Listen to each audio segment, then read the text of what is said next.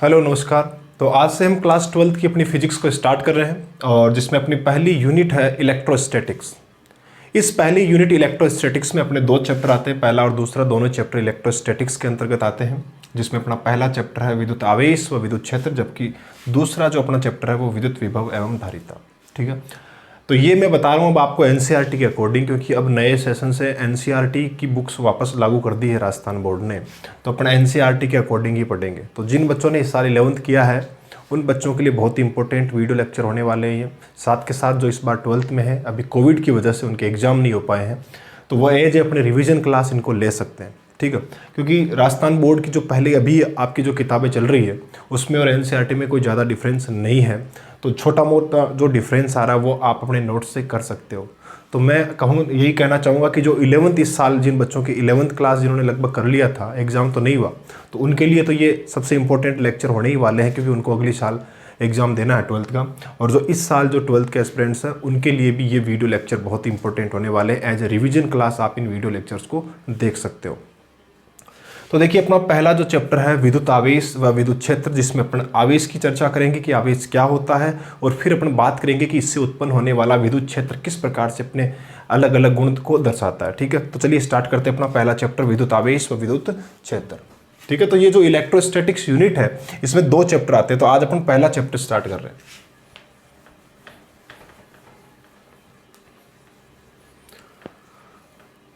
तो ये एक प्रकार से बेसिक है। अगर इलेक्ट्रोस्टैटिक्स को ढंग से समझते हो तो आगे इलेक्ट्रोडायनेमिक्स जो पूरा चले, यानी 12th क्लास में अगर आपको ढंग से निकालनी है इसको, ठीक है, तो आपको ये बेसिक्स स्ट्रॉन्ग करने बहुत ज़रूरी हो जाते हैं। यानी शुरुआत अगर आप बढ़िया करोगे तो आपका अंजाम भी बहुत ही शानदार होने वाला है। तो पहला चैप्टर अपन इसी के साथ स्टार्ट करें अपना, जिसका नाम है विद्युत आवेश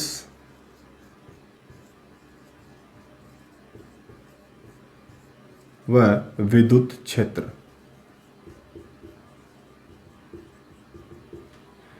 विद्युत आवेश मतलब इलेक्ट्रिक चार्ज, और विद्युत क्षेत्र को अपन बोलते हैं इलेक्ट्रिक फील्ड।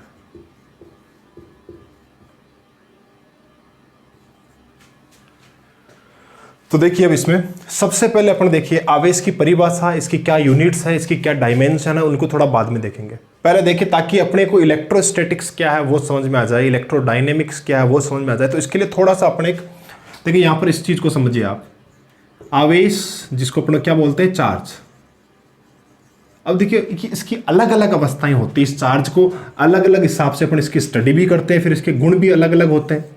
तो देखो पहली स्थिति देखिए आप, अगर चार्ज कैसी पोजीशन पर है, रेस्ट पर है यानी विराम अवस्था में, अगर आवेश कौन सी अवस्था में है, विराम अवस्था में है, तो उस कंडीशन में, विराम अवस्था मतलब है कि वेलोसिटी कितनी है, 0 है, तो उस कंडीशन में आवेश जो है वो एक क्षेत्र उत्पन्न करता है, और उस क्षेत्र को अपन बोलते हैं विद्युत क्षेत्र।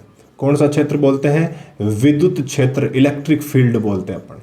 तो जब भी आवेश रेस्ट पर होता है यानी विराम अवस्था में होता है तो वह एक क्षेत्र उत्पन्न करता है, और उसी क्षेत्र को अपन विद्युत क्षेत्र के नाम से जानते हैं। चलिए साहब, अब आगे देखिए, अगर इसी आवेश को अपन कांस्टेंट वेलोसिटी से अगर अपन इसको मोशन करना स्टार्ट करवा दे, यानी अगर कोई चार्ज है वो एक समान वेग से गतिशील है, तो उस कंडीशन में क्या होगा? रेस्ट पर है तो विद्युत क्षेत्र उत्पन्न करेगा, लेकिन अगर वो एक समान वेग से गतिशील हो जाता है, आवेश एक समान वेग से गतिशील हो, अगर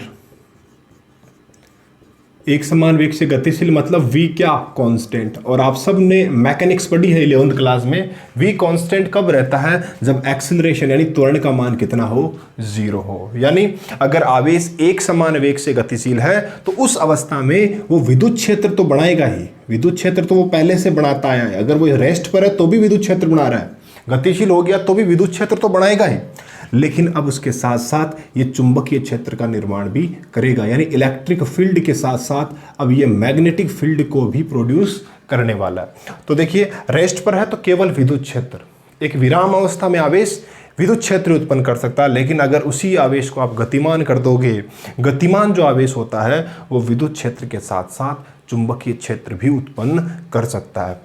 अब देखिए आगे, अगर उसी आवेश को हम गतिमान तो रख रहे हैं लेकिन उसकी वेलोसिटी को बार बार या तो इंक्रीज करें या डिक्रीज करें, कहने का मतलब हुआ कि अगर वेग परिवर्तनशील है और जब भी किसी पार्टिकल का मोशन इस प्रकार से हो कि उसका वेग क्या हो, परिवर्तनशील हो, तो हम कहते हैं कि उसका जो मोशन है वो है त्वरित।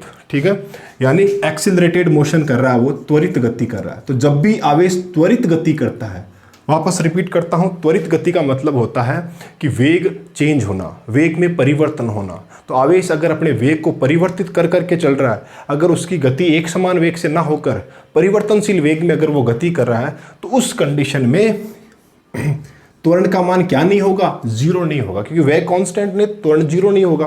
तो उस कंडीशन में वो विद्युत क्षेत्र और चुंबकीय क्षेत्र तो बना ही रहा था, विद्युत क्षेत्र और वह चुंबकीय क्षेत्र तो बना ही रहा। लेकिन देखिए, जब आवेश त्वरित गति करता है तो ये जो विद्युत क्षेत्र और ये जो चुंबकीय क्षेत्र होते हैं, ये परिवर्तनशील होते हैं। यानी एक परिवर्तनशील विद्युत क्षेत्र उत्पन्न होता है जो कि एक परिवर्तनशील चुंबकीय क्षेत्र को उत्पन्न कर देता है। ऐसे ही फिर चुंबकीय क्षेत्र विद्युत क्षेत्र में, विद्युत क्षेत्र चुंबकीय क्षेत्र में ऐसे परिवर्तित होकर के एक स्थान से दूसरे स्थान पर ये ऊर्जा का संचरण करना प्रारंभ कर देते हैं, जिनको अपन कहते हैं विद्युत चुंबकीय तरंगे। ठीक है, यानी जब आवेश एक त्वरित गति करना स्टार्ट कर देता है तो वह क्या करता है भाई, विद्युत चुंबकीय तरंग का निर्माण करने लगता है। अब जिनको अपन बोलते हैं इलेक्ट्रोमैग्नेटिक वेव, ठीक है, विद्युत चुंबकीय तरंग। अब इन विद्युत चुंबकीय तरंगों के बारे में अपन इसी बुक में 8वें चैप्टर में और ज्यादा क्लियरली पढ़ेंगे। अभी के लिए आपको केवल नॉर्मल इन बातों का ध्यान रखना। देखिए, वापस रिपीट करता हूं, अगर चार्ज रेस्ट पर है, विराम अवस्था में, तो केवल एक ही क्षेत्र उत्पन्न करेगा, विद्युत क्षेत्र। लेकिन अगर उसी आवेश को आप एक समान वेग से गतिशील कर दोगे तो विद्युत क्षेत्र तो बनाएगा ही, साथ के साथ वो चुंबकीय क्षेत्र बनाना भी प्रारंभ कर देगा। लेकिन अगर उसी आवेश की गति कैसी हो, त्वरित हो, तो वह विद्युत चुंबकीय तरंग का निर्माण करेगा। किसका निर्माण करेगा, विद्युत चुंबकीय तरंग का निर्माण वो करने वाला। तो ये चीजें आपके दिमाग में क्लियर होनी चाहिए। अब देखिए, जैसा कि इस वीडियो की स्टार्टिंग में मैंने कहा था कि अपने जो पहली यूनिट है क्लास 12 की, वह इलेक्ट्रोस्टैटिक्स। क्या नाम बताया था मैंने आपको उसका, इलेक्ट्रोस्टैटिक्स। इलेक्ट्रोस्टैटिक्स का मतलब देखो, इलेक्ट्रो मतलब चार्ज और स्टैटिक मतलब होता है रेस्ट पर, स्थिर अवस्था में, यानी आवेश विराम अवस्था में, तो उसको अपन बोलते हैं इलेक्ट्रोस्टैटिक्स। अब देखिए, अगर चार्ज विराम अवस्था में है तो वो केवल किसका निर्माण करेगा, विद्युत क्षेत्र का ही निर्माण करेगा। ठीक है, तो इलेक्ट्रोस्टैटिक्स भौतिक विज्ञान की वो शाखा है जिसमें हम आवेश की स्टडी करेंगे, लेकिन आवेश को कहाँ रखेंगे, विराम अवस्था में। यानी भौतिक विज्ञान की वह शाखा जिसमें स्थिर आवेशों के गुणों का अध्ययन किया जाए, उसी को अपन किस नाम से जानते हैं, इलेक्ट्रोस्टैटिक्स में।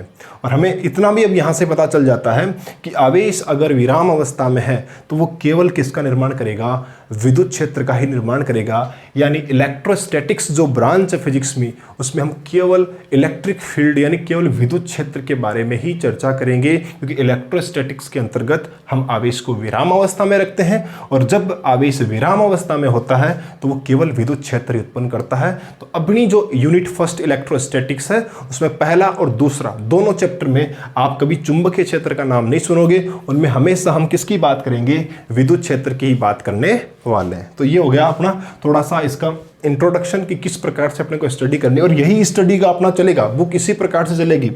पहला दूसरा चैप्टर है उसमें अपने इलेक्ट्रोस्टैटिक्स पढ़ेंगे, उसके बाद तीसरे चौथे पांचवें छठे इन चैप्टर्स में हम आवेश को गतिमान कर देंगे, और जो लास्ट अपने फर्स्ट बुक का लास्ट चैप्टर 8वां विद्युत चुंबकीय तरंग है, उसमें आवेश त्वरित गति करेगा, तो वो किसका निर्माण करेगा, विद्युत चुंबकीय तरंग का निर्माण करने वाला है। तो चलिए स्टार्ट करते हैं अपना पहला चैप्टर। आपने इसको बना लिया होगा। अब देखिए, इसमें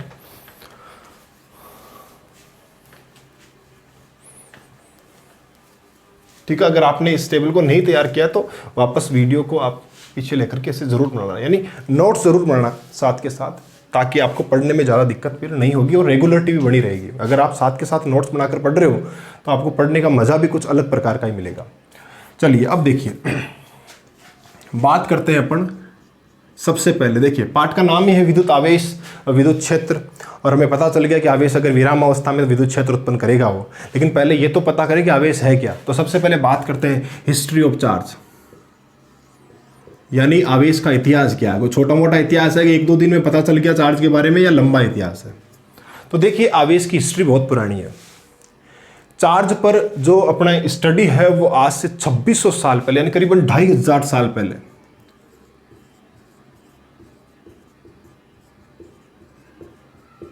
लगभग 2600 साल पहले यूनानी व्यक्ति थे जिनका नाम था थेल्स। क्या नाम था? थेल्स। तो यूनान के एक बुद्धिजीवी थे थेल्स। उन्होंने आज से 2600 साल पहले चार्ज की स्टडी को स्टार्ट किया। स्टार्ट कैसे किया? थेल्स ने बताया कि एक अंबर नाम का पदार्थ होता है। पदार्थ का नाम क्या बताया उन्होंने? अंबर।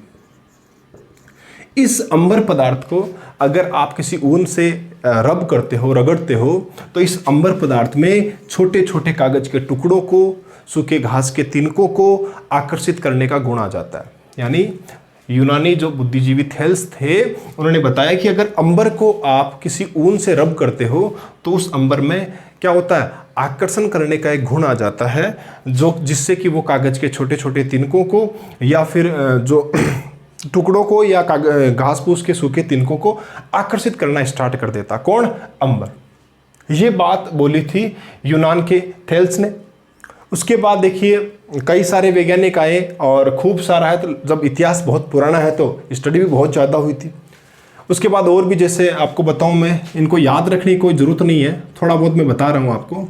फिर जैसे गिलबर्ट थे, उन्होंने भी एक्सपेरिमेंट्स किए और उन्होंने पाया कि ये जो गुण है केवल अंबर में नहीं है, ये अन्य पदार्थों में पाया जाता है। यानी ऐसा नहीं कि अंबर को आप ऊन से रगड़ रहे हो, अगर कांच को भी आप रेशम से रगड़ रहे हो तो उसमें भी ये गुण आ सकता है। ठीक है, ये सारी चीज़ें गिलबर्ट ने बताई।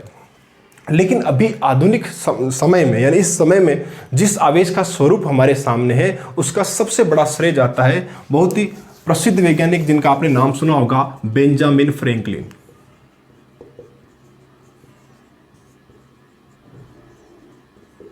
ठीक है, बेंजामिन फ्रैंकलिन।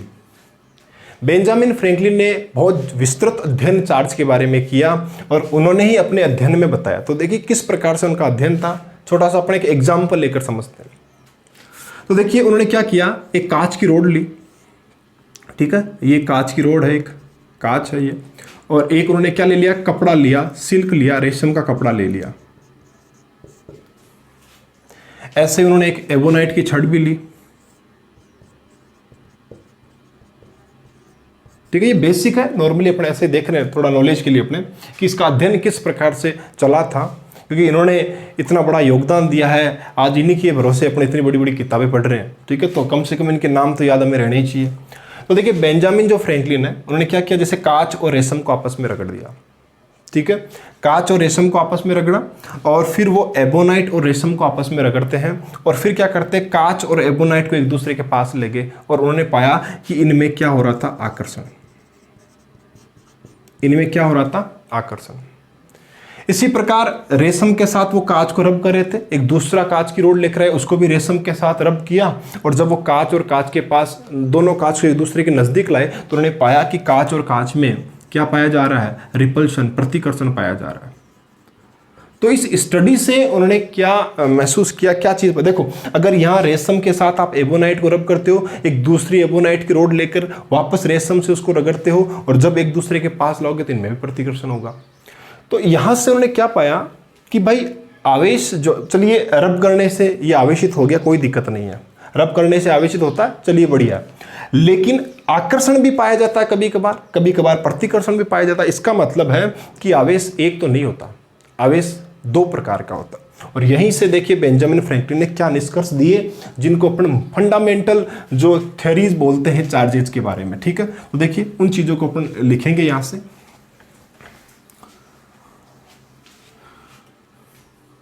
तो यहां से देखो क्या बताया गया, आवेश के प्रकार।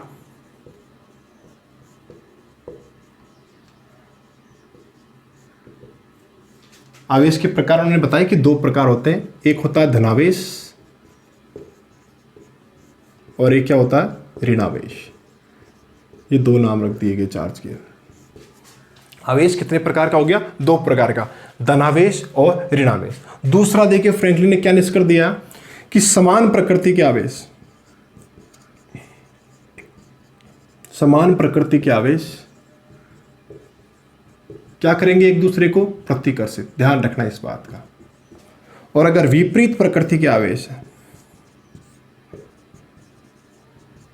विपरीत प्रकृति के आवेश तो वो एक दूसरे को क्या करने वाले हैं, आकर्षित। क्या करेंगे, एक दूसरे को आकर्षित। तो ये बेसिक्स है। ये चार्ज के बारे में आप बहुत पहले पढ़ चुके हो। आवेश दो प्रकार का होता है, धनावेश और ऋणावेश। समान प्रकृति के आवेशों में प्रतिकर्षण होता है, यानी अगर आप प्लस और प्लस या माइनस और माइनस अगर इनका युग्म रखते हो, यानी प्लस के पास प्लस को रखोगे तो सीधी सी बात है प्रतिकर्षण होगा इनमें। ऐसे ही अगर आप माइनस और माइनस को एक दूसरे के पास लाओगे प्रतिकर्षण होगा।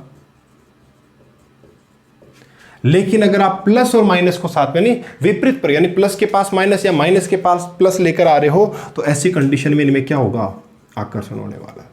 तो ये चीजें हमें यहां से स्टडी से पता चली अपन को। तो ये सारा हमने पढ़ लिया, लेकिन अभी भी अपन को उस प्रश्न का जवाब नहीं मिला कि आवेश है क्या।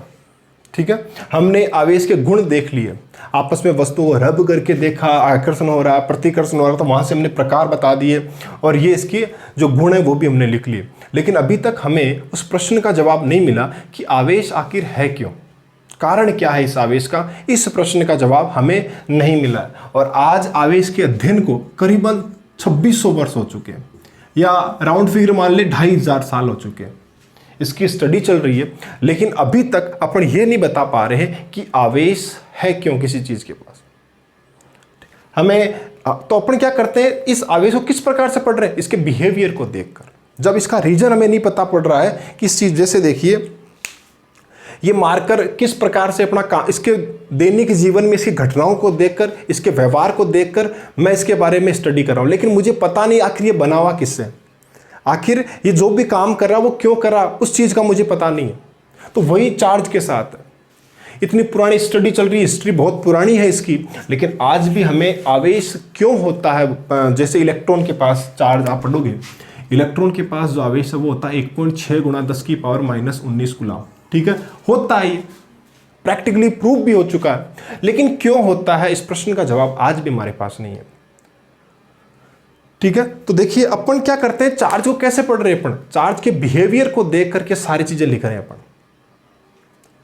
इस बात का आपको ध्यान, हमें पता है कि जब चार्ज है वो इस रेस्ट पर रहेगा तो विद्युत क्षेत्र उत्पन्न करेगा, जब वही गतिमान होता है तो चुंबकीय क्षेत्र भी उत्पन्न कर देता है। तो ये सारे बिहेवियर देख करके अपन लिख रहे हैं। ठीक है ना, तो इस बात का आप थोड़ा ध्यान रखोगे। तो देखिए अब अपन स्टार्ट कर रहे हैं अपना आगे आवेश की डेफिनेशन। तो लिखिए हेडिंग अपनी आवेश। तो अब तक लिखने का काम आपने क्या किया होगा, शुरू में मैंने आपको बताई थी यूनिट क्या है, चैप्टर किस प्रकार से रहेंगे।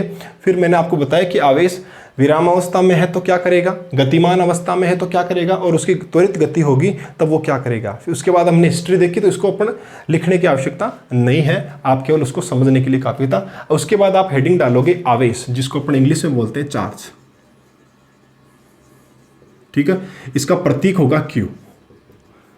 तो देखिए किसी भी बॉडी के पास चार्ज क्यों है, इलेक्ट्रॉन के पास 1.6 × 10⁻⁻19 कूलम आवेश क्यों है, इसका अभी भी पता नहीं चला है। ठीक है, इसका कोई कारण अभी नहीं है। जब किसी चीज़ का कोई कारण नहीं होता ना, तो फिर उसको अपन एक अंतर्निहित गुण कह देते हैं। जैसे देखिए इस मार्कर के पास मास है, द्रव्यमान है, लेकिन क्यों है द्रव्यमान, तो हमने कहा कि द्रव्यमान एक मूल गुण है। अगर पदार्थ है तो उसके पास द्रव्यमान होगा, अगर कोई पदार्थ है तो उसके पास द्रव्यमान होगा। ठीक उसी प्रकार से हमने कह दिया कि आवेश भी पदार्थ का अंतर्निहित गुण है। तो देखिए आवेश की डेफिनेशन क्या होगी, पदार्थ का वह मूल गुण जिसके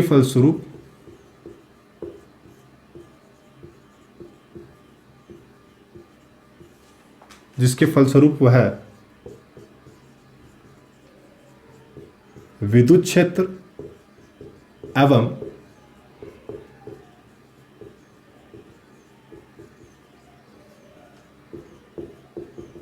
चुंबकीय क्षेत्र उत्पन्न करता है तथा उसे महसूस भी करता है। तो ये परिभाषा हो जाएगी अपने आवेश की। ठीक है, देखिए समझिए, तो कारण क्या है, तो हमने कहा अंतर्निहित गुण है आवेश पदार्थ के अंदर होगा। पदार्थ है, द्रव्यमान है, वैसे आवेश भी एक मूल गुण। तो हमने कह दिया कि पदार्थ क्या है, ये मूल गुण है।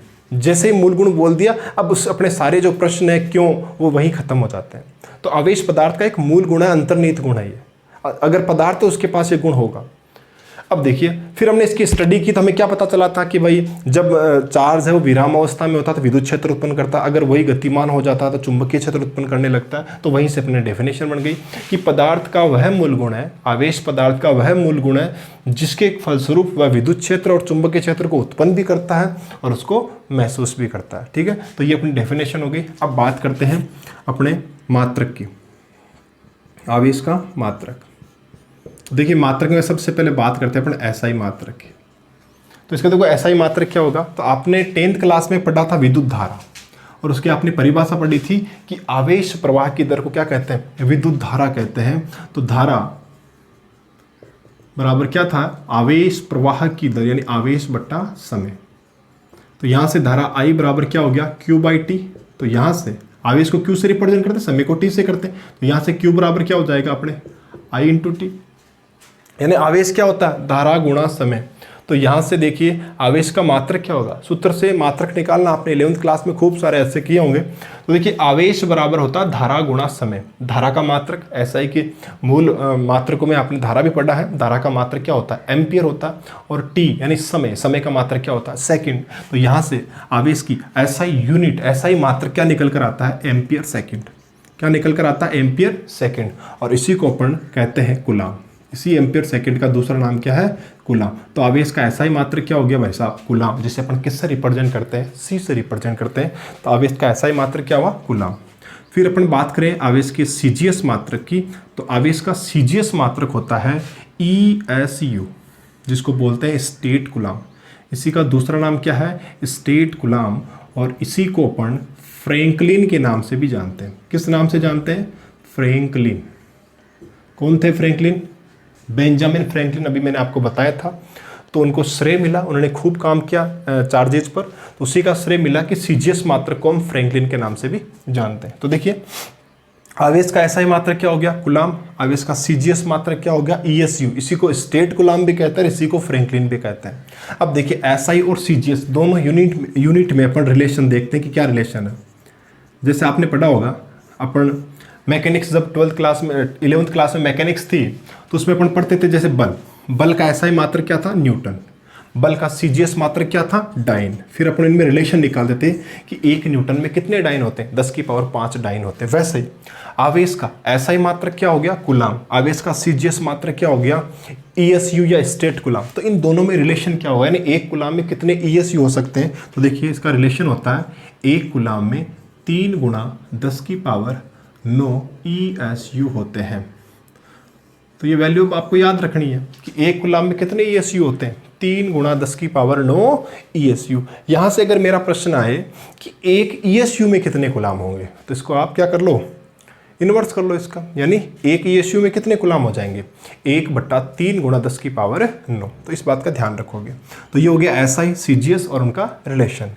इसके अलावा देखिए आवेश का एक चुंबकीय मात्रक भी होता है। तो देखिए अन्य मात्रक अपन पढ़ रहे हैं, अन्य मात्रक। तो आवेश का एक चुंबकीय मात्रक भी होता है जिसको अपन EMU बोलते हैं।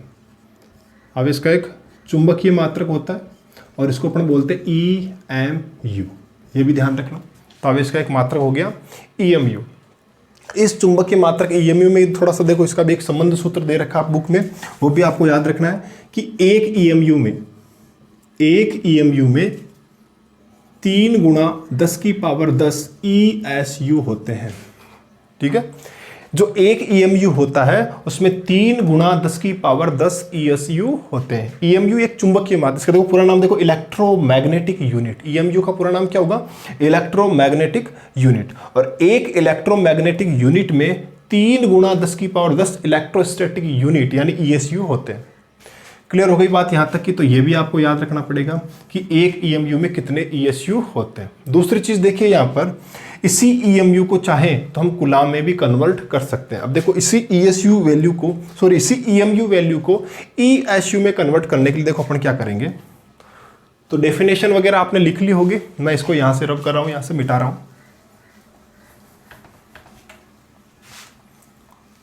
तो देखिए अभी हमने पढ़ा कि जो एक EMU होता है, एक EMU में 3 गुणा 10 की पावर 10 ESU होता है। ठीक है, अब मैं चाहता हूं कि एक EMU में कितने कूलाम निकल के आते हैं। ठीक है, तो इसको कूलाम में कन्वर्ट करना चाहता हूं। तो देखिए मैं इसे क्या लिखूंगा, 3 गुणा 10 की पावर 9 गुणा 10 ESU। तो 10 की पावर 10 को मैंने 10 की पावर 9 गुणा 10 कर दिया, ऐसा कर सकते हैं, कोई दिक्कत नहीं है। उसके बाद देखिए इसी को मैं लिख सकता हूँ 3 गुणा 10 की पावर 9, ESU को पहले लिख रहा हूँ, गुणा 10 कर दिया। ठीक है, और अभी थोड़ी देर पहले हमने पढ़ा था कि 3 गुणा 10 की पावर 9 ESU, 3 गुणा 10 की पावर 9 ESU मतलब क्या होता है, 1 कूलाम। तो क्या इस 3 गुणा 10 की पावर 9 को मैं 1 कूलाम लिख सकता हूँ? जवाब है हाँ, लिखा जा सकता है। तो ये हो गया 1 कूलाम। गुणा किससे हो रहा है, 10 से। तो 1 गुणा 10 कितना हो गया, 10 कूलाम। तो यहाँ से हमें रिजल्ट मिल गया कि 1 EMU में कितने कूलाम होते हैं, 10 कूलाम होते हैं। ठीक है, तो देखिए हमने क्या पढ़ा, आवेश की डेफिनेशन देखी। सबसे पहले आवेश पदार्थ का मूल गुण है। ठीक है, और इसी से ये विद्युत क्षेत्र और चुंबकीय क्षेत्र उत्पन्न भी करता है और उसको महसूस भी करता है। फिर हमने उसकी यूनिट्स देखी। सबसे पहले हमने बात की एसआई मात्रक की। तो आवेश का एसआई मात्रक होता है कूलाम। ठीक है, आवेश का सीजीएस मात्रक होता है स्टेट कूलाम। फिर हमने इन दोनों में रिलेशन भी देखा और इनका रिलेशन है कि 1 कूलाम में 3 गुणा 10 की पावर 9 ESU होते हैं। ठीक है, तो ये बेसिक एसआई और सीजीएस तो लगभग हम जितनी भी फिजिकल क्वांटिटीज पढ़ेंगे उनमें एसआई और सीजीएस तो जरूर पढ़ते हैं। इसके अलावा भी देखो इसका और भी कई सारे मात्रक हैं। जैसे चुंबकीय मात्रक होता है इसका EMU। क्या होता है, EM, जिसको बोलते हैं इलेक्ट्रोमैग्नेटिक यूनिट। और एक EMU में 3 गुणा 10 की पावर 10 ESU होते हैं। और यहाँ से हमने इसी रिलेशन से हमने एक EMU में कितने कूलाम होते हैं वो भी फाइंड आउट कर दिया है। अगर यहाँ से मेरा सवाल हो कि एक कूलाम में कितने EMU होते हैं, एक कूलाम में कितने EMU होते हैं, तो आप इसका इन्वर्स कर लो, 1/10 EMU होते हैं। एक कूलाम में कितने EMU हो जाएंगे, इस 10 को इधर भेज दो तो 1/10 EMU हो जाएंगे। ठीक है, तो ये हो गया अपना चुंबकीय मात्रक। इसके अलावा देखिए साथ के साथ लिखते रहना आप इन चीज़ों को। ठीक है, नोट्स भी तैयार करते रहना। अब देखिए आगे का अपन क्या करेंगे। आवेश का सबसे बड़ा मात्रक एक और है,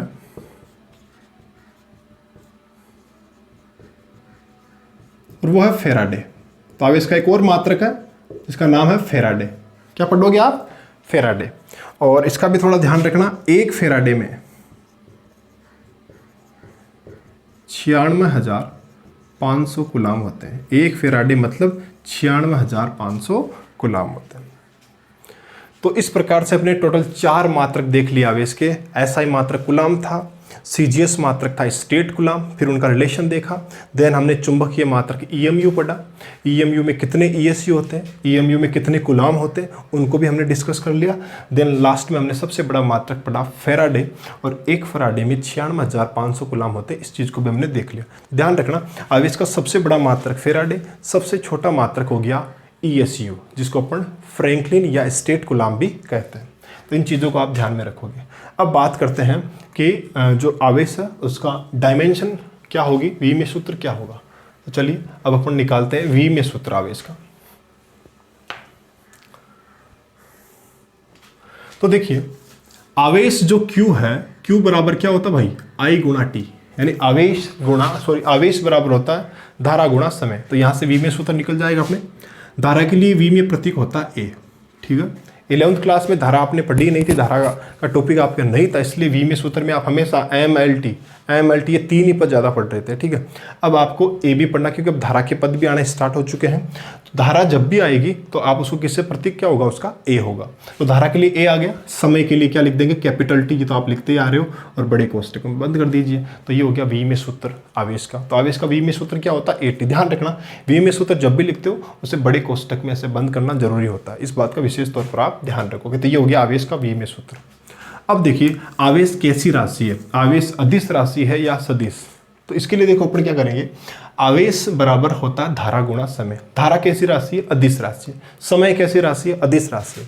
दो अदिश राशियों के गुणा से हमें एक राशि मिल रही है, तो वो भी कैसी होगी, अदिश होगी। तो आवेश कैसी राशि है, अदिश राशि है। आवेश अदिश राशि है, जिसको अपन बोलते हैं स्केलर क्वांटिटी। तो ये बेसिक इन्फॉर्मेशन थी चार्ज के बारे में, चार्ज की डेफिनेशन, फिर हमने उसके यूनिट्स देखे, यूनिट्स में परस्पर क्या क्या रिलेशन है उनको भी देखा, देन हमने इसका डायमेंशन निकाल लिया क्या होता है, और ये एक अदिश राशि है, ठीक है। अब उसके बाद देखिए चार्ज के कितने, अब वो जो अपने हिस्ट्री में लिखा था आपने कि चार्ज के कितने प्रकार होते हैं और क्या, तो वो चीज़ें अब आप यहाँ से लिख सकते हो कि आवेश के प्रकार करके आप लिख लो। आप सब जानते हैं, एक बार रिपीट कर देता हूँ मैं, नोट्स जब तैयार करते हो तो लिखना आवेश के प्रकार, आवेश के 2 प्रकार लिखना, धनावेश और एक तरफ क्या लिखोगे, ऋण आवेश, और फिर आप इनके गुण लिख लेना। क्या लिखोगे कि लाइक चार्ज क्या करेंगे, रिपेल, यानी समान प्रकृति के आवेशों में क्या होता है, प्रतिकर्षण, यानी प्लस के पास प्लस ले जाओगे प्रतिकर्षण होगा, और जो अनलाइक चार्ज है वो क्या करते हैं, अट्रैक्ट करते हैं, यानी विपरीत प्रकृति के आवेशों में क्या होता है, आकर्षण होता है। ये चीज़ें आप यहाँ गुण में लिख लेना। तो यहाँ से आपके नोट्स डेफिनेशन से लेकर के आवेश के प्रकार और गुण तक आप आराम से लिख सकते हो। चलिए साहब, अब देखो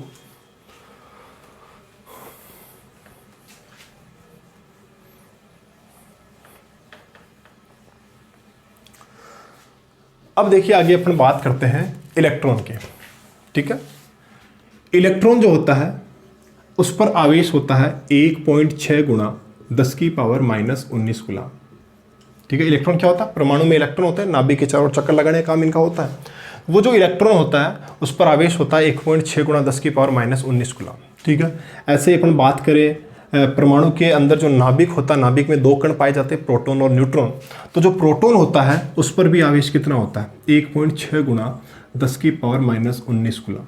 लेकिन हम सब जानते हैं कि आवेश की प्रकृति दोहरी होती है, यानी आवेश प्लस भी होता है माइनस भी होता है, ठीक है। ये हमें पता चला था, किससे पता चला हमें ये, क्योंकि देखो 2 आवेशों के बीच में आकर्षण भी लग सकता है, 2 आवेशों के बीच में प्रतिकर्षण भी लग सकता है। तो यहाँ से क्लियर हुआ था कि आवेश एक नहीं, आवेश 2 प्रकार के होंगे, और वहीं से बेंजामिन फ्रैंकलिन ने इनका नामकरण भी किया था, धनावेश और ऋणावेश, ठीक है। तो देखो इलेक्ट्रॉन पर जो आवेश होता है इतना, परिमाण इतना ही होता है, प्रोटॉन पर भी परिमाण इतना, सेम होते, परिमाण दोनों पर सेम होते हैं, लेकिन प्रकृति अलग अलग होती है। इलेक्ट्रॉन पर ऋणावेश होता है जबकि प्रोटॉन पर क्या होता है, धनावेश होता है। इतना ही अंतर इन दोनों में, ठीक है। तो इलेक्ट्रॉन और प्रोटॉन पर आवेश का परिमाण तो समान होता है, लेकिन प्रकृति विपरीत होती है, इलेक्ट्रॉन ऋणावेशित जबकि प्रोटॉन धनावेशित करना है। अब अपन बात करते हैं तीसरे कण न्यूट्रॉन की, और तो न्यूट्रॉन नाम से क्लियर हो गया, न्यूट्रल होता है, उदासीन होता है, यानी न्यूट्रॉन पर आवेश का मान कितना होगा, 0, 0। अब देखिए यहाँ पर एक चीज़ और ध्यान रखना, जब आप न्यूमेरिकल करोगे तो आपको जरूरत पड़ेगी मास ऑफ इलेक्ट्रॉन, यानी इलेक्ट्रॉन के द्रव्यमान की। प्रोटॉन के द्रव्यमान की जरूरत नहीं पड़ेगी, फिर भी मैं लिखवाऊंगा, लेकिन इस चैप्टर में जब न्यूमेरिकल्स आप करोगे तो आपको इलेक्ट्रॉन के द्रव्यमान की आवश्यकता पड़ेगी। तो आप लिख लो मास ऑफ इलेक्ट्रॉन, यानी इलेक्ट्रॉन का द्रव्यमान, और इलेक्ट्रॉन का द्रव्यमान होता है 9.1 गुणा 10 की पावर -31 किलोग्राम। ये होता है मास ऑफ इलेक्ट्रॉन, ठीक है। और इसी के साथ आप लिख लो मास ऑफ प्रोटॉन। वैसे इस चैप्टर में इसकी कोई भी जरूरत नहीं पड़ने वाली है, लेकिन आप अपनी नॉलेज के लिए लिख सकते हो। आगे इसका चैप्टर आएगा नाभिक, वहाँ पर इस अपन को प्रोटॉन का मास भी बताया जाएगा और इसके सवाल भी हैं। तो मास ऑफ प्रोटॉन होता है 1.67 इंटू 10⁻27 किलोग्राम। तो ये भी आप लिख सकते हो वैल्यू, तो ये याद रखने हैं आपको। तो देखिए इलेक्ट्रॉन पर ऋणावेश, प्रोटॉन पर इतना ही धनावेश होता है, यानी इलेक्ट्रॉन प्रोटॉन पर आवेश परिमाण में समान, लेकिन प्रकृति में क्या होता है, विपरीत होता है। न्यूट्रॉन न्यूट्रल, उदासीन होता है, इस पर चार्ज 0 होता है। इलेक्ट्रॉन का मास कितना होता है, 9.1 गुणा 10 की पावर -31 किलोग्राम, और प्रोटॉन पर मास कितना होता है, 1.67 गुणा 10 की पावर -27 किलोग्राम। चलिए साहब, अब देखिए आवेशित करने का तरीका, यानी आवेशित वस्तु कैसे होती है इस। अब देखिए मैंने आपको पहले ही क्लियर कर दिया है कि आवेश मूल गुण है पदार्थ का। इलेक्ट्रॉन के पास इतना आवेश होता है, क्यों होता है, मूल गुण है। इलेक्ट्रॉन है तो ये चार्ज है उसके पास, प्रोटॉन है तो ये चार्ज उसके पास है। इस बात का आपको ध्यान रखना है।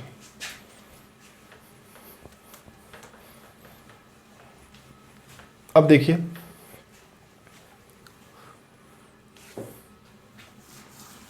देखिए लिखिए आवेशन का कारण।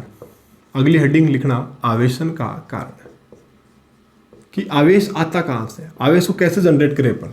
तो देखिए आवेशन का कारण क्या होगा, तो इसका पहले डायरेक्ट लिख लेते हैं अपन आंसर ही, इलेक्ट्रॉन का स्थानांतरण।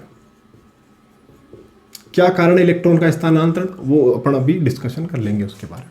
तो आवेशन का कारण होता है इलेक्ट्रॉन का स्थानांतरण। अब देखिए इसको समझिए आप, इसके लिए अपन को यहां अप्लाई करना पड़ेगा इलेक्ट्रॉन सिद्धांत।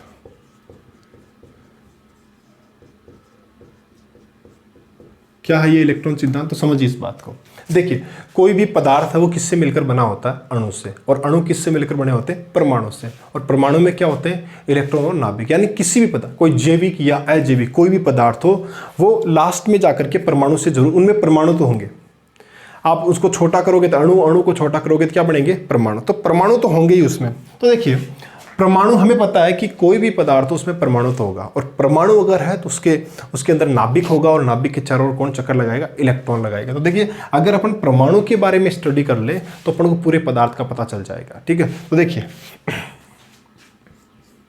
सबसे पहली बात कि जो पदार्थ है वो किससे मिलकर बने होते हैं, अणुओं से। अणु किससे मिलकर, तो मैं डायरेक्ट लिख रहा हूं, पदार्थ परमाणुओं से मिलकर बने होते हैं। तो ये कोई नई बात नहीं है कि पदार्थों का निर्माण परमाणुओं से होता है। ठीक है, दूसरी चीज परमाणु में क्या होता है, तो देखिए मैं इसको लैंग्वेज ना लिख करके या डायग्राम बना लेता हूं। छोटा सा डायग्राम बना लेंगे अपन। ये देखिए सेंटर में कौन होगा, नाभिक। नाभिक में कौन से कण पाए जाते हैं, प्रोटॉन और न्यूट्रॉन, और बाहर कक्षों में कौन चक्कर लगाते हैं, इलेक्ट्रॉन। तो इसकी लैंग्वेज क्या है कि परमाणु में केंद्र होता, जो केंद्र है उस पर नाभिक स्थित रहता है, और नाभिक के अंदर प्रोटॉन और न्यूट्रॉन पाए जाते हैं, और प्रोटॉन और न्यूट्रॉन के चारों ओर कौन चक्कर लगाता है, इलेक्ट्रॉन चक्कर लगाता है। ठीक है, तो ये चीज अपन ने डायग्राम बना के लिख दी। अब देखिए जब परमाणु मूल अवस्था में होता है, जब परमाणु मूल अवस्था में होता है, तो देखो मूल अवस्था का मतलब क्या हुआ कि परमाणु की मूल अवस्था कब कही जाती है, जब उसमें नाभिक में जितने प्रोटॉन होंगे बाहर कक्षाओं में भी उसमें उतने ही इलेक्ट्रॉन होंगे। यानी इलेक्ट्रॉन की संख्या बराबर क्या होगी, प्रोटॉन की संख्या।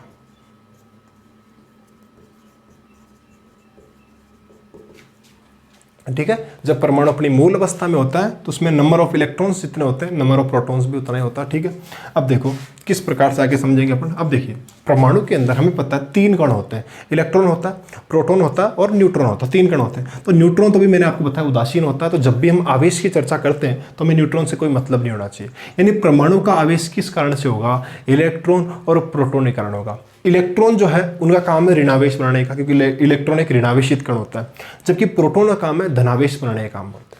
प्रोटॉन किसका काम करते हैं, धनावेश का काम करते हैं। अब देखिए हमें पता है कि कोई भी परमाणु जब मूल अवस्था में होता है तो उसके अंदर जितने इलेक्ट्रॉन होंगे उतने प्रोटॉन होंगे। और देखो ये चीज हमें क्या कहती है, ये चीज हमें कहते हैं कि परमाणु जो है मूल रूप से क्या होते हैं, उदासीन होते हैं। क्यों होते हैं, देखिए कारण को समझिए आप।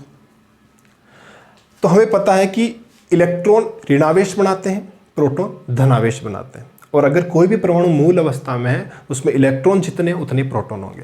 तो देखिए जैसे देखो एक एग्जांपल देता हूं मैं आपको।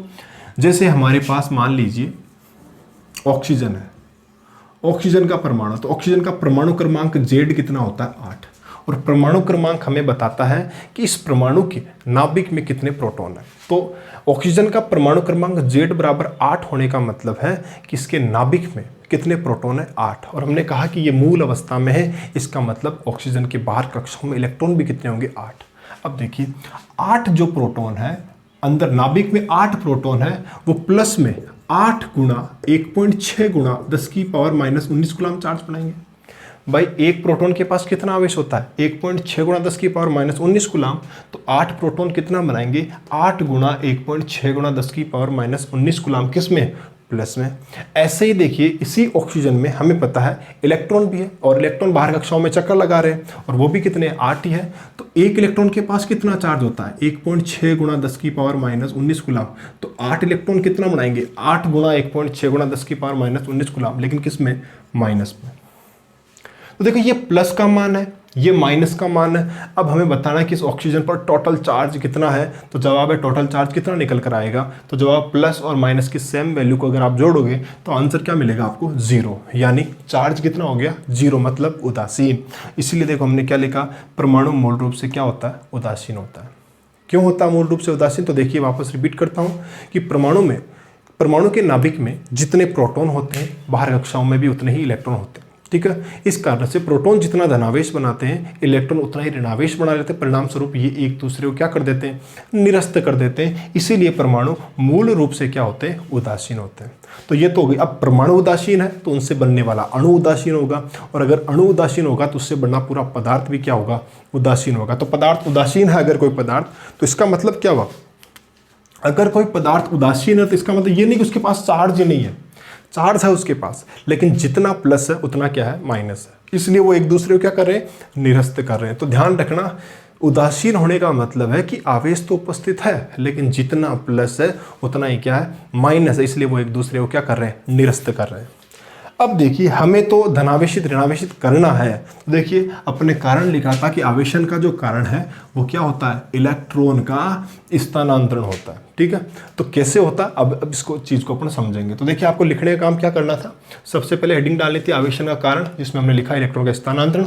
उसके बाद आपको लिखना था इलेक्ट्रॉन सिद्धांत, जिसमें हमने लिखा पदार्थ परमाणु से मिलकर बने होते हैं, परमाणु की किस प्रकार की स्ट्रक्चर होती है उसको बनाया। फिर हमने लिखा कि जब परमाणु मूल अवस्था में होता है तो ये लिख लिया, और उसके बाद हमने लिखा परमाणु मूल रूप से। तो इतना काम आपको लिखने में करना था। अब देखिए आगे,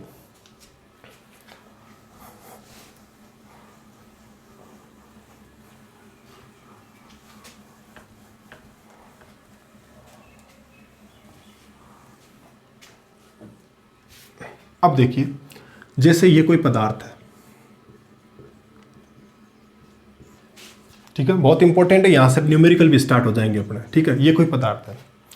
अब इस पदार्थ में से अपन क्या कर रहे हैं, इलेक्ट्रॉन निकाल लेते हैं। मान लो किसी भी प्रक्रिया द्वारा हमने इस पदार्थ में से क्या निकाल लिए, इलेक्ट्रॉन निकाल लिए।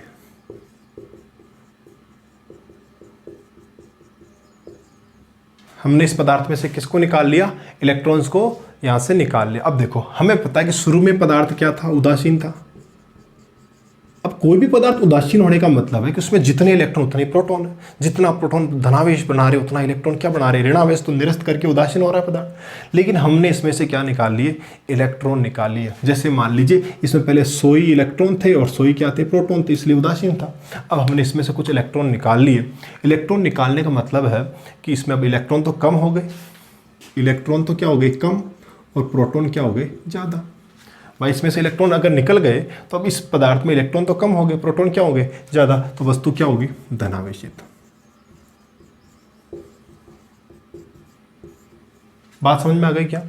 तो ध्यान रखना कि जब भी किसी वस्तु में से इलेक्ट्रॉन निकाल लिए जाए, अर्थात इलेक्ट्रॉनों की कमी कर दी जाए, इलेक्ट्रॉनों की कमी अगर हो रही है उस पदार्थ में, तो प्रोटॉन ज़्यादा हो जाएंगे। इसका मतलब है, प्रोटॉन ज़्यादा हो जाने का मतलब है कि वस्तु क्या हो जाएगी, धनावेशित, क्योंकि प्रोटॉन धनावेश का काम करता है। ठीक उसी प्रकार से अगर कोई पदार्थ है और वो जो पदार्थ उदासीन है, उदासीन होने का मतलब आप सब जानते हो, जितने इलेक्ट्रॉन उतने प्रोटॉन। लेकिन अगर मैं उसे बाहर से क्या दे दूं, इलेक्ट्रॉन्स दे दूं, बाहर से मैं क्या दे रहा हूं, इलेक्ट्रॉन दिए जाए। अगर आप उसको इलेक्ट्रॉन दोगे तो पहले तो इलेक्ट्रॉन प्रोटॉन बराबर थे, लेकिन बाहर से आपने इलेक्ट्रॉन और दिए तो अब आपके इलेक्ट्रॉन ज़्यादा हो गए, प्रोटॉन क्या हो गए, कम हो गए, वस्तु क्या होगी भाई। तो अब जो ऋणावेश बनाने का जो काम कर रहे हैं इलेक्ट्रॉन वो ज़्यादा हो गए, इसका मतलब वस्तु क्या हो गई, ऋणावेशित। तो अब इस बात को आप क्लियरली ध्यान रखोगे, तो इसको आप नोट कर लीजिए अपनी कॉपी में। और देखो, ध्यान रखने वाली बात क्या है कि अगर किसी पदार्थ से इलेक्ट्रॉन निकाले जाए तो वो धनावेशित होगा, और अगर किसी वस्तु को इलेक्ट्रॉन दिए जाए तो वो क्या होगा, ऋणावेशित हो जाएगा। इस बात का आपको ध्यान रखना है, तो इसको आप नोट कर लीजिए। ठीक है, चलिए आगे। तो यहाँ से क्लियर हो जानी चाहिए अपने बात कि अगर इलेक्ट्रॉन निकाल रहे हो तो धनावेशित, इलेक्ट्रॉन दे रहे हो तो ऋणावेशित। यानी वस्तु को अगर आवेशित करना है तो एक ही तरीका है, इलेक्ट्रॉनों का स्थानांतरण। तो आवेशन का कारण हमने शुरू में हेडिंग डाली थी, आवेशन का कारण क्या था, इलेक्ट्रॉनों का स्थानांतरण। इलेक्ट्रॉन निकाल ले तो धनावेशित, इलेक्ट्रॉन दे दें तो ऋणावेशित। ठीक है, यहाँ से कई बच्चों के प्रश्न दिमाग में खड़ा हो जाता है कि इलेक्ट्रॉन लेने देने काम करने की बजाय क्या सर हम प्रोटॉन लेना देना कर सकते हैं क्या? तो जवाब है नहीं कर सकते। आवेशित करना है आपको, धनावेशित करना है तो बाहर से प्रोटॉन देकर आप धनावेशित नहीं कर सकते। ठीक है, आपको इलेक्ट्रॉन निकाल लो। तो प्रोटॉन को लेना देना क्यों नहीं हो सकता, इसका कारण समझेंगे। तो देखिए, मौखिक ही समझ लेते हैं अपन इस चीज को कि आवेशन का कारण इलेक्ट्रॉनों का स्थानांतरण तो समझ में आता है, प्रोटोनों का मैथमेटिकल तो प्रोटोनों का स्थानांतरण करके भी हम कर सकते हैं। तो प्रोटोनों का जो स्थानांतरण है वो आवेशन का कारण क्यों नहीं है, तो इसके लिए देखो यहाँ ध्यान रखना कि देखो भाई,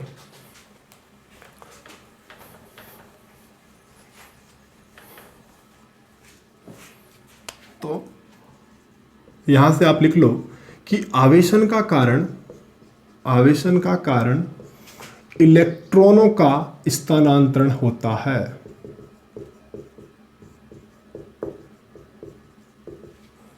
परंतु प्रोटॉन का नहीं। क्यों? ये प्रश्न भी हो गया, टॉपिक भी हो गया, इसे मैं लिख लेता हूं। देखिए क्या चीज है। देखो सबसे पहली चीज है कि प्रोटॉन कहां पाए जाते हैं? नाभिक में। और इलेक्ट्रॉन कहां पाए जाते हैं? बाहर कक्षाओं में। तो मुझे बताइए कि प्रोटॉन को निकालना आसान है या इलेक्ट्रॉन को निकालना आसान है? तो बाहर इलेक्ट्रॉन ही मिल जाएंगे, तो पहले इलेक्ट्रॉन को निकालना या इलेक्ट्रॉन देना आसान है ना। प्रोटॉन तो नाभिक के अंदर होता है, बहुत गहराई तक जाना पड़ेगा प्रोटॉन निकालने के लिए या देने के लिए।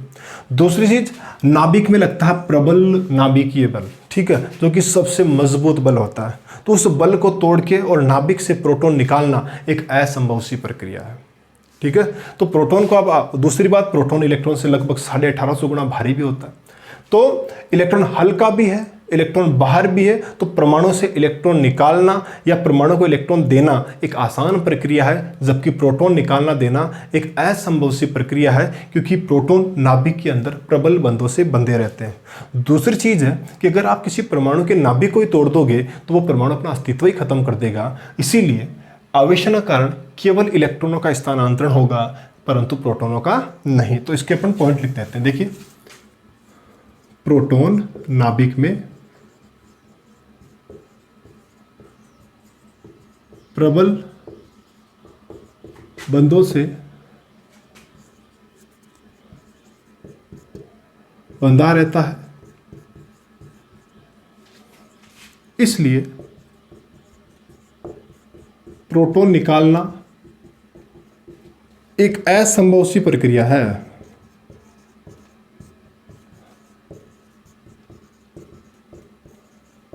इसीलिए आवेशन का कारण जो है वो इलेक्ट्रॉनों का स्थानांतरण है, जबकि प्रोटॉन का नहीं। इस बात का आप ध्यान रखो। दूसरी बात देखो, अगर नाभिक से प्रोटॉन ही निकाले जाए तो फिर वो परमाणु अपना अस्तित्व ही खत्म कर देगा, इसलिए इलेक्ट्रॉन का स्थानांतरण नहीं होता। इस बात का आप ध्यान रखना। यानी किसी बॉडी को अगर आपको धनावेशित करना है तो आप उसमें से इलेक्ट्रॉन निकाल लो, अगर किसी बॉडी को ऋणावेशित करना है तो आप उसे बाहर से इलेक्ट्रॉन दे दीजिए। तो इस बात को आप, मेरे हिसाब से आपकी बात समझ में आ गई होगी।